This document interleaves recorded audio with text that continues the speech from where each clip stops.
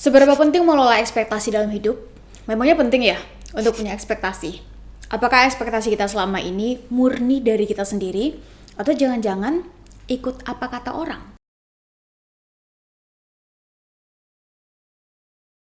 Hai, Assalamualaikum. Mengawali video ini, Sherly cerita sedikit teman-teman. Sherly dulu adalah orang yang nggak bisa ngatur ekspektasi. Ya, resourcesnya segini, tapi targetnya segini. Dan Sherly lupa untuk ngecek berapa lama waktu yang dimiliki, gap skill apa saja yang harus dimiliki, dan sejenisnya. Mendapati bahwa hasilnya tidak sesuai dengan yang diharapkan itu sakit guys. Bahkan bisa dibilang stres.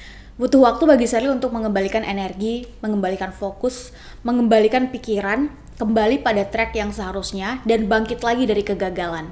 Begitu terus diulang-ulang sampai akhirnya Sherly nemu prinsip stoik dan mulai terapin beberapa tahun belakangan ini. Ya, di video kali ini Sherly bakal ngebahas satu masalah yang sekitar 7 tahunan lebih Sherly alami dan baru bisa keluar sekitar 2-3 tahun belakangan ini, yaitu expectation management atau mengelola ekspektasi. Ini kedengarannya biasa sih, tapi untuk teman-teman yang saat ini usianya 20-27 tahun, punya banyak keinginan, target-targetnya tinggi, punya idealisme yang dijaga, tapi resourcesnya terbatas, Sherly yakin teman-teman juga mendapati tantangan yang sama. Terlebih sekarang adalah zaman di mana banyak hal bisa didapat dengan cepat dan mudah, teman-teman. Membuat kita semua jadi sulit, bahkan lupa mengatur atau mengelola ekspektasi kita sendiri. Nah, untuk teman-teman yang request video ini dibuat dan nge-DM Sherly tentang masalah expectation management ini, tenang, kalian gak sendiri kok. Video ini dibuat atas request teman-teman yang merasa punya masalah yang sama tentang mengelola ekspektasi. You are in the right video. Tidak seperti video biasanya, video ini akan kita mulai dari why, kenapa penting untuk kita, khususnya anak muda, mengelola ekspektasi kita sendiri. Yang kedua, apa itu skill expectation management. Dan yang terakhir, gimana cara mengelola ekspektasi. Setidaknya ada 2 alasan kenapa penting bagi kita anak muda untuk mengelola ekspektasi. Alasan yang pertama adalah tidak rentan mengalami stres. Teman-teman, biasanya orang yang punya ekspektasi tinggi itu adalah para perfeksionis. Gak ada yang salah sebetulnya dengan perfeksionis, selama kita mau dan mampu mengimbanginya dengan kelayakan, dengan effort, dan resources yang ada. Karena kalau tidak diimbangi dengan 3 hal tadi, maka besar kemungkinan target kita ketinggian. Ekspektasi kita terlalu besar, goal kita terlalu jauh. Namun secara mental, secara psikis, secara kemampuan, usaha, modal, dan semua yang dibutuhkan itu gak siap. Maka hasil tidak sesuai harapan, kita jadi rentan banget untuk kecewa. Bukan kecewanya yang salah, karena kecewa, gagal, sedih, itu kan wajar ya. Apalagi saat kita tengah memperjuangkan sesuatu. Namun butuh waktu yang lama bagi kita untuk bangkit. Sulit bagi kita untuk menerima keadaan. Dan yang lebih parahnya lagi, kita jadi gak bersyukur. Gak menghargai apa yang udah kita punya. Nah, tidak bersyukur dan tidak menghargai apa yang kita punya ini, yang membuat kita jadi sulit untuk bahagia. By the way, video tentang how to measure happiness, bagaimana mengukur kebahagiaan, akan tayang minggu depan. Untuk teman-teman yang merasa relate dan membutuhkan, pastikan teman-teman udah nge-subscribe dan hidupkan notifikasi akun YouTube ini. Jadi teman-teman bisa terus dapat notifikasi setiap ada video baru. Yang jelas, mampu mengelola ekspektasi akan berbanding lurus dengan kemampuan stress management. Dan alasan kedua, kenapa skill ini menjadi penting adalah fleksibilitas untuk bangkit. Ada istilah dari orang sukses bilang begini teman-teman, naik turunnya semangat itu adalah hal yang wajar. Sukses itu ada limitnya, namun gagal itu nggak ada batasnya. Yang membatasi kegagalan itu adalah keputusan untuk bangkit. Dengan kata lain, gagal itu adalah kepastian, namun bangkit itu adalah pilihan. Mereka yang mampu mengatur atau mengelola ekspektasi, tentu akan memiliki fleksibilitas bangkit yang tinggi. Karena gagal itu hanya bagian dari proses yang harus dilewati. Bukan tentang berapa banyak gagalnya atau rasa sakit atas kegagalan yang menjadi fokus orang-orang yang mampu mengelola ekspektasi, namun pelajaran apa dan keputusan untuk memulai laginya yang justru menjadi kunci. Nah, kemampuan untuk menempatkan mindset pada situasi dan kondisi saat berada di posisi gagal atau belum berhasil ini, yang bisa dibilang harus dimiliki oleh siapapun yang ingin sampai ke goal atau target. Karena dari kegagalan justru kita belajar. Dari kecewa kita bertambah dewasa. Dari sakit, kita belajar untuk bangkit. Fleksibilitas ini biasanya baru ada saat kita memiliki banyak referensi pengetahuan dan pengalaman. Dan untuk mendapatkan keduanya, expectation management mutlak dibutuhkan. Mengutip dari sourceofinsight.com, expectation management is one of the most powerful weapons in psychological warfare.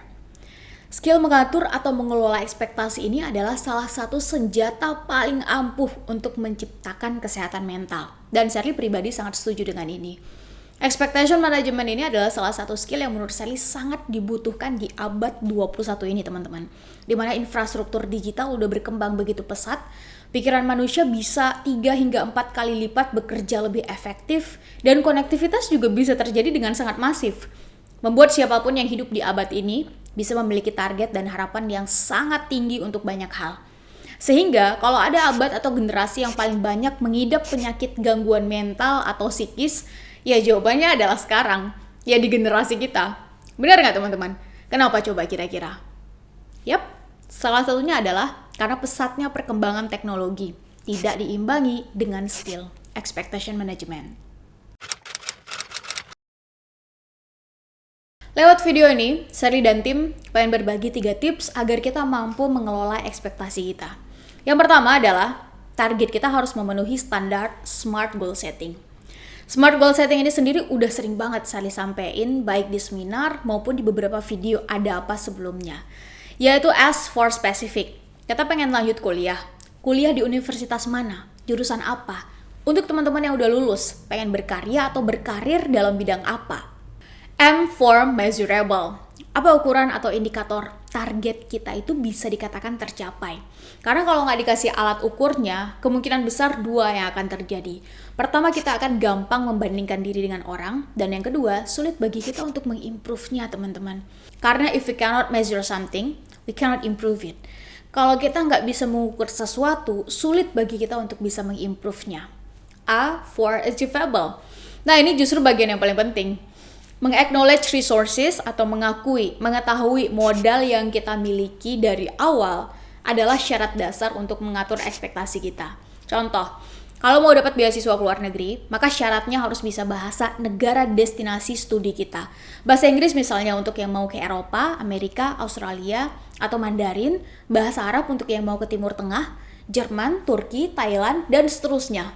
Saat modal kemampuan bahasa kita masih minim, maka bisa jadi targetnya harus kita kecilkan dulu, atau waktunya kita panjangkan. Nah, fleksibilitas kita dalam menempatkan diri ini yang akan menjadi benefit saat kita mampu mengelola ekspektasi. R for realistic, dan T for timely. Kasih batasan waktu, karena waktu kita amat sangat terbatas. Karena kita nggak bisa ngulang waktu, kita nggak bisa nambah waktu, satu hari tetap hanya 24 jam, dimanapun posisi kita, maka penting banget untuk memastikan kita ngasih batasan atas target-target kita terkait waktu. Nah, dilalahnya adalah ternyata kebanyakan kita anak muda, karena energinya masih membuncah, menetapkan goal tanpa melihat SMART goal setting, alhasil cita-citanya jadi ngawang. Semua target, resolusi tahun 2022 misalnya, hanya menjadi wacana. Per video ini dibuat adalah di bulan April memasuki bulan Mei. Udah sejauh mana rencana kita terlaksana? Tips yang kedua adalah selalu siapkan rencana cadangan. Harus diakui teman-teman, bahwa nggak semua hal bisa dieksekusi sesuai dengan rencana awal yang ideal. Toh tugas kita manusia adalah berusaha dan berdoa semaksimal yang kita bisa. Namun memastikan bahwa kita punya backup plan atau rencana cadangan adalah upaya preventif yang setidaknya bisa kita lakukan agar kita nggak terjebak dan berlarut-larut dalam kekecewaan saat ada rencana yang tidak berjalan. Contohnya nih, teman-teman yang saat ini sedang berjuang masuk universitas. Maka siapkan 3-4 backup plan jika target universitas atau jurusan utama teman-teman tidak tercapai. Ini setidaknya akan membuat kita punya lapisan atau layer ekspektasi. Dan layer-layer ekspektasi ini yang akan memaksa kita untuk bangkit saat kita gagal atau saat kita kecewa. Karena yang paling terpenting bukan kecewa, sakit, gagalnya, tapi setelah itu kita mau ngapain? What's next? Nah, instead of kita nunggu kondisi itu kejadian dulu nih, baru kita pikirkan, bukankah akan jauh lebih baik kita bersiap dulu? Kalaupun itu kejadian, kira-kira kita akan bagaimana? Dan tips yang ketiga adalah stoikisme. By the way teman-teman, video lengkap tentang stoikisme yang setidaknya cocok dan relate dengan Shirley udah ada di video Ada Apa episode ke-29. Linknya akan Shirley taruh di box description di bawah. Kalau teman-teman belum nonton, silahkan ditonton. Tapi to sum up, ada 3 poin dari stoikisme yang setidaknya cocok dengan Shirley. Yang pertama adalah kontrol apa yang berada dalam kontrol kita, yang di luar kontrol kita bukan menjadi tanggung jawab kita. Yang kedua adalah do the best, prepare for the worst. Lakukan yang terbaik, bersiap untuk hasil yang terburuk. Dan yang ketiga, setelah berusaha maksimal, apapun hasilnya, apapun yang terjadi, ya memang udah seharusnya demikian yang terjadi. Udah usaha maksimal nih misalnya, tapi kok ya begini-gini aja ya. Mungkin kita nggak siap kalau jadi lebih, nanti malah jadi sombong. Mungkin kita nggak siap dengan konsekuensi menjadi pemimpin, karena harus memprioritaskan kepentingan publik. Mungkin kita nggak siap kalau naik jabatan, malah egonya makin menjadi-jadi, dan lain-lain.